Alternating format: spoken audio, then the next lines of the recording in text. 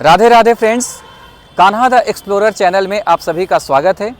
आज 3 जनवरी का दिन है और आज 8:54 पे हमारी ट्रेन प्रयागराज जंक्शन पे हमें उतारी।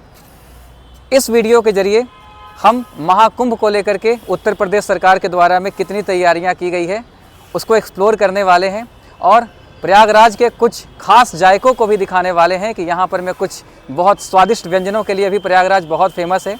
तो कहीं मत जाएं, बने रहें हमारे वीडियो के अंत तक में, आप भी इस वीडियो का लुत्फ उठाएं।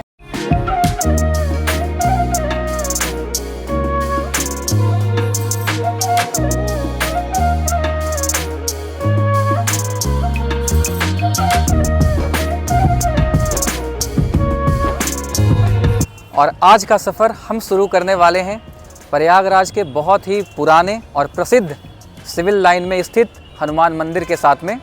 और जब मैं स्टेशन से हनुमान मंदिर की तरफ आ रहा था तो आप ये देखिए, ये मधुबनी पेंटिंग और विभिन्न प्रकार की पेंटिंग्स दीवारों पर यहाँ पर में की गई हैं, जो कि अपने आप में शहर की सुंदरता को बहुत ही ज़्यादा बढ़ा रही हैं। बहुत ही ज़्यादा ठंड और कोहरे होने की वजह से बहुत दूर तक में विजिबिलिटी नहीं थी और कुछ ही मिनट रिक्शे से चलने के बाद हम पहुँचे हनुमान मंदिर।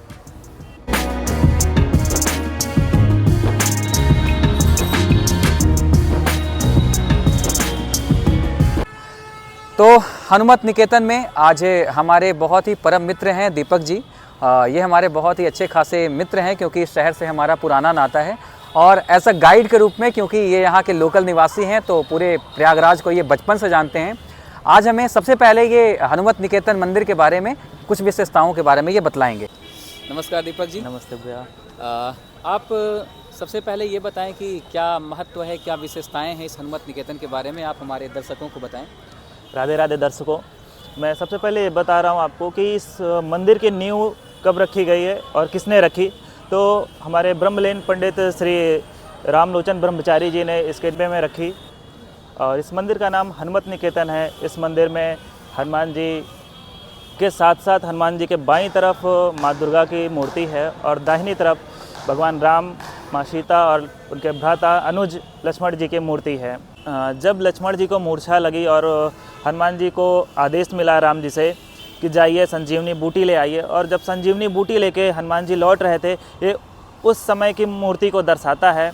जब आप मूर्ति को देखेंगे तो हनुमान जी के एक हाथ में गदा है और दूसरे हाथ में संजीवनी बूटी वाला पर्वत दिखाई देता है। मंदिर परिसर में ही भगवान शिव जी का पूरा परिवार उपस्थित है और भगवान शिव की शिवलिंग 12 ज्योतिर्लिंगों के रूप में विराजमान है। और इसी मंदिर के प्रांगण में ही माँ सरस्वती की एक प्यारी सी मूर्ति है और उसके दाहिनी तरफ राधा कृष्ण जी की मूर्ति है।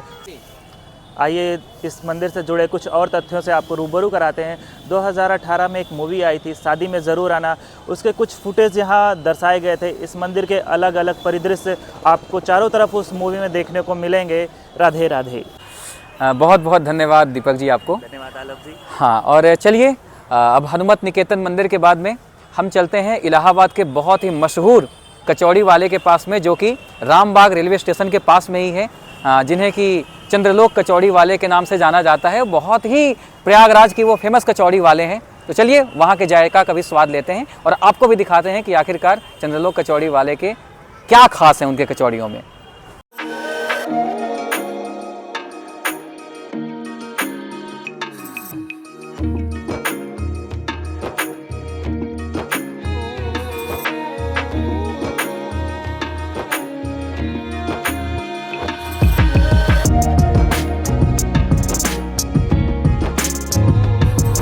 तो अभी हम खड़े हैं चंद्रलोक सिनेमा के पास में। आप मेरे पीछे जस्ट देखिए कि यहाँ पर में चंद्रलोक कचौड़ी वाले का यहाँ पे आउटलेट है और ये इलाहाबाद की बहुत ही पॉपुलर और आइकॉनिक इटरी मानी जाती है। आप यहाँ पर कभी भी आओ, आपको भीड़ हमेशा ही मिलेगी क्योंकि इनके स्वाद की बात ही कुछ और है। और आपको इस आउटलेट के बारे में बताएंगे, यहाँ के ऑनर से बात करने की कोशिश करेंगे कि आखिरकार में ये इस्टेब्लिश कब हुआ, क्या क्या यहाँ पर मिलता है, क्या प्राइस है।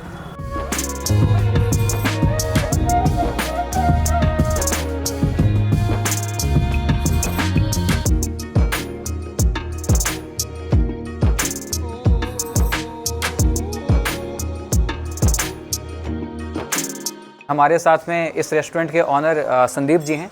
तो इनसे बात करते हैं कि आखिरकार में संदीप जी पूरी बात बताएं कि आखिरकार आपके इस आउटलेट की इस्टेब्लिशमेंट कब हुई और क्या टाइमिंग होती है, क्या प्राइस है, और पूरी बात आप बताएं, क्योंकि मैंने सुना है कि आप एक छोटे से एक जो ठेले होते हैं रेडी से उठ करके आपने इतना शानदार आउटलेट खोला है। सर ये अपनी शॉप पिताजी ने इस शॉप की ओपनिंग की थी 93 में। 93 में इस शॉप की ओपनिंग की थी। आपके फूड स्टिक से हमारी शुरुआत हुई। पिताजी के आशीर्वाद के बाद ये आज 7 साल हो गया इस रेस्टोरेंट की ओपनिंग हुई, उन्हीं के आशीर्वाद से। संदीप जी आप रेसिपी के बारे में बताएं कि आपके यहाँ क्या एक ही रेसिपी पूरे वीक चलती है या फिर ये चेंज होती रहती है? नहीं, पर डे आपको ये रेसिपी चेंज मिलेगी। पर डे आपको पनीर की सब्जी हमारे यहाँ रेगुलर स्पेशल होता है और पर डे आपको पनीर की रेसिपी चेंज मिलेगी। आपको आलू की सब्जी सीजनल मिलेंगे, कोफ्ते मिलेंगे, रायते बूंदी के मिलेंगे, दही बड़े मिलेंगे, फ्रूट कॉकटेल रायते मिलेंगे, मिक्स वेज रायते मिलेंगे। ये हमारे यहाँ पर डे आपको रेसिपी चेंज मिलेंगे। और संदीप जी ये बताएं कि ये जो आपका आउटलेट है ये वीक के 7 दिन ओपन होता है या किसी दिन क्लोज भी रहते हैं? नहीं, 7 दिन, मंथ के 30 डेट्स भी ओपन ही रहते हैं। अच्छा, तो अगर कोई महाकुंभ स्नान के लिए अगर प्रयागराज में आए तो आपके इस दुकान तक कैसे पहुंचे? आप पूरी एड्रेस हमारे दर्शकों को बताएं। पूरे एड्रेस क्या है, पूरे शहर के अंदर कहीं भी आप जी, अगर आपको कहीं भी कचौड़ी के लिए अगर नाम आएगा कि आपको कचौड़ी खानी है तो आपको रिक्शे से लेके कोई भी ऑटो वाला होगा तो आपको चंद्रों कचौड़ी पे ही लेके आएगा, बोलेगा कि इससे वेस्ट कचौड़ी पूरे इलाहाबाद में कहीं नहीं है। जी, और क्या प्राइस होती है और कितनी इसमें कचौड़ियाँ होती हैं? हमारी एक प्लेट में 90 की होती है, अभी तक 80 रुपये का चल रहा था। थोड़ी सी महंगाई की वजह से 2 रुपये पीस कचौड़ी बढ़ाई गई है। इसके बाद हमारा आपको इसमें 5 कचौड़ियाँ 5 कचौड़ियाँ होती हैं। एक पनीर की सब्जी होती है, एक आलू की सब्जी होती है, एक रायता होता है। आपको पनीर की सब्जी की रेसिपी पर डे चेंज होगी, आलू की सब्जी आपको पर डे चेंज मिलेगी, जो सीजनल सब्जी होती है वो चेंज मिलेगी। रायते में कभी आपको बूंदी क्रीम का रायता होता है, दही बड़े होते हैं, फ्रूट कॉकटेल रायते होते हैं, पाइनएप्पल रायता होता है, मिक्स रायते होते हैं। आपको सारी रायते की वैरायटियाँ मिलेंगी। बहुत बहुत धन्यवाद संदीप जी। Thank you. तो चलिए, अब इतनी तारीफ़ यहाँ की कचौड़ी के सुनने के बाद भाई अब रहा नहीं जा रहा, तो हम भी ट्राई करते हैं संदीप जी की कचौड़ी को और फिर बताते हैं आपको कि कैसा यहाँ का टेस्ट है।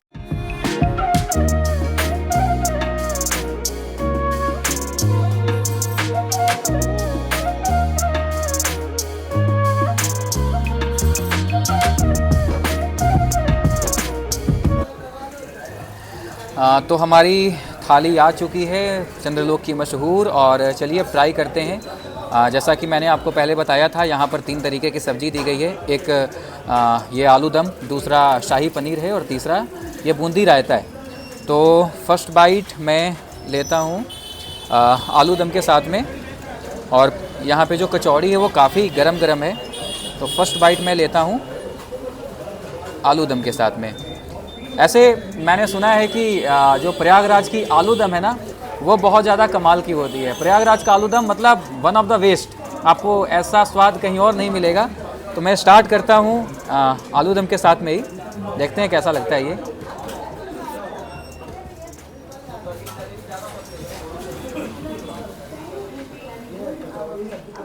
यार दीपक जी, भाइयों,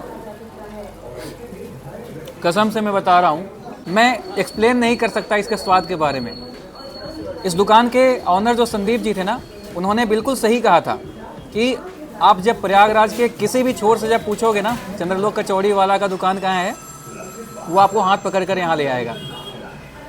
ये ऐसा इसलिए क्योंकि ये जो स्वाद है ना, पहली बाइट में मुझे लगा, एक तो यहाँ की इनकी ये जो आलू दम है ना, ये दिखाएं, बहुत कमाल की।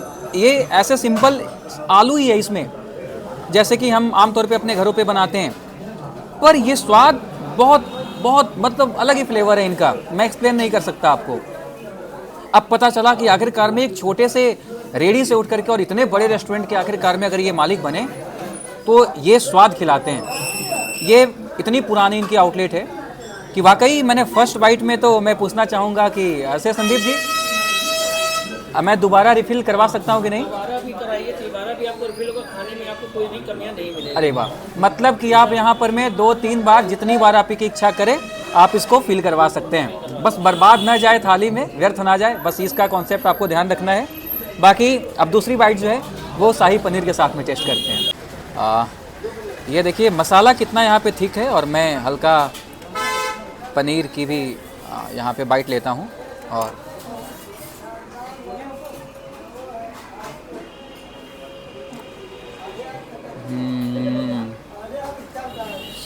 दोस्तों मैं सच बता रहा हूँ, वैसे तो भले मेरे पेट भर जाए, लेकिन मैं इतना ज़रूर कह सकता हूँ इनके शाही पनीर को चखने के बाद में कि मैं आज पूरे दिन का खाना इनके आउटलेट से पैक करवा के ले जाऊँगा, क्योंकि मुझे नहीं लगता कि अब प्रयागराज में मेरे लिए इससे बेहतर कुछ और हो सकता है। मतलब शादियों में जो हम खाते हैं ना शाही पनीर, शायद उससे भी बेहतर ही है। मसाले बिल्कुल माइल्ड लेवल के हैं, अगर आप बहुत ज़्यादा तीखा नहीं खाते तो ये आपके लिए बेस्ट है, और मसालेदार बिल्कुल है। और जैसा कि संदीप जी बता रहे थे कि इनके यहाँ की ये जो रायता है ना, बूंदी रायता, आप देखें इसमें बूंदी की मिलावट है, बूंदी रायता ये जी बूंदी और क्रीम की होती है, दही भी मिक्सर होता है इसमें।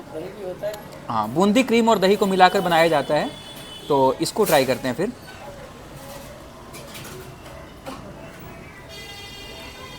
वाह यार, सच में दोस्तों मैं वीडियो बनाने के लिए नहीं कह रहा, अगर आप लोगों को मुझ पर थोड़ा भी यकीन हो तो आप जब भी प्रयागराज आएँ, आप एक बार इस आउटलेट पे आके देखें, आपको यकीन होगा कि मेरे द्वारा ये जो रिव्यू बताए गए हैं ना, ये बिल्कुल फेक नहीं है। आप खुद इन चीज़ों के बारे में महसूस करोगे। वैसे आपको लग रहा होगा कि ये 90 रुपये की 5 कचौड़ी जो है वो थोड़ी कॉस्टली है, पर जब आप खाओगे ना तब आपको पता चलेगा कि नहीं, वर्थ इट है। 90 क्या 100 भी वर्थ इट है इसके लिए। तो चलिए फिनिश करते हैं अपनी थाली को, और फिर मिलते हैं नेक्स्ट डेस्टिनेशन पे आपके साथ।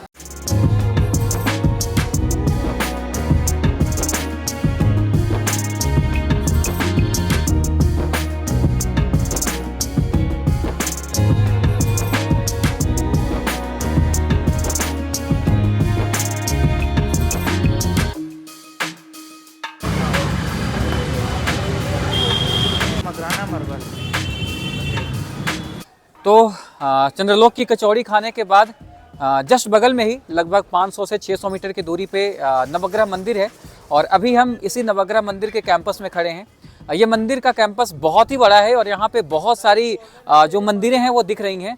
तो मुझे तो आइडिया नहीं इसके बारे में, मैं अपने मित्र दीपक जी से जानना चाहूँगा कि आखिरकार में इस मंदिर में कौन कौन से भगवान की मूर्तियाँ हैं, और क्या महत्व है इस मंदिर के बारे में। चलिए जानते हैं दीपक जी से।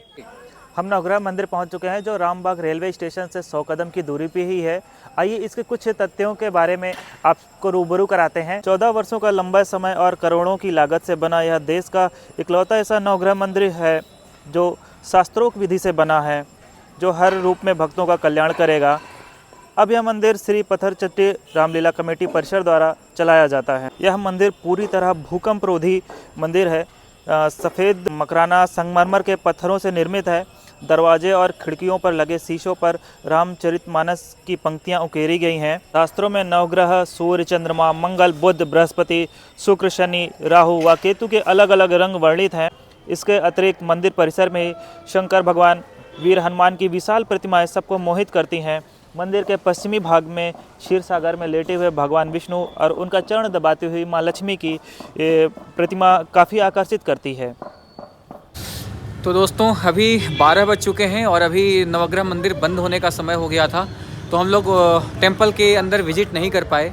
और अब चलते हैं हम लोग संगम क्षेत्र की तरफ में, कि कैसा वहाँ पर में कुंभ का नज़ारा है वो देखने को मिलेगा। पर ये वीडियो बहुत ही ज़्यादा लंबी हो जाएगी, इसलिए इस वीडियो का ये एपिसोड मैं यहीं पर एंड करता हूँ। जल्द ही जो संगम का पार्ट होगा या और भी इलाहाबाद की जो मुख्य जगह होंगी उसको मैं एपिसोड 2 में कवर करूँगा। तब तक के लिए सभी भक्तों को राधे राधे।